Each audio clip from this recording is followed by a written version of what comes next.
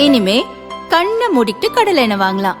ஏன்னா மந்த்ரா கடலை எண்ணெய் இதயத்தின் தயாரிப்பு. வறுக்க பொரிக்க ஏன் எல்லா சமையலுக்கும் மந்த்ரா தான். மந்த்ரா கடலை எண்ணெய், அபார ருசி, ஆரோக்கியமான உடல் நலம்.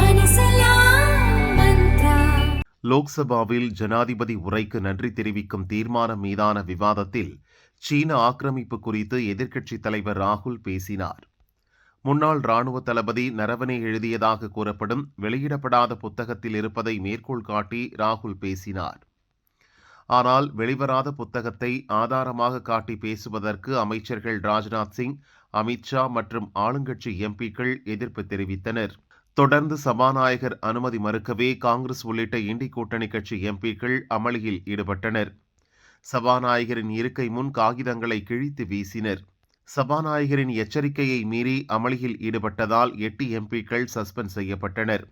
அதில் தமிழக எம்பிக்கள் காங்கிரசின் மாணிக்கம் தாகூர் மற்றும் கம்யூனிஸ்ட் கட்சியைச் சேர்ந்த வெங்கடேசனும் இடம்பெற்றுள்ளனர். ஆனால் இதில் திமுக எம்பிக்கள் யாரும் இல்லை.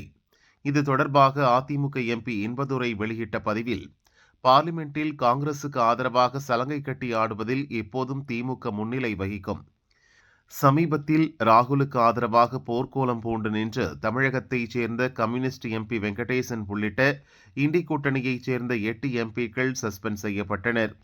ஆனால் அந்த பட்டியலில் திமுக எம்பி ஒருவர் கூட இல்லையே, அது ஏன் என கேள்வி எழுப்பியுள்ளார்.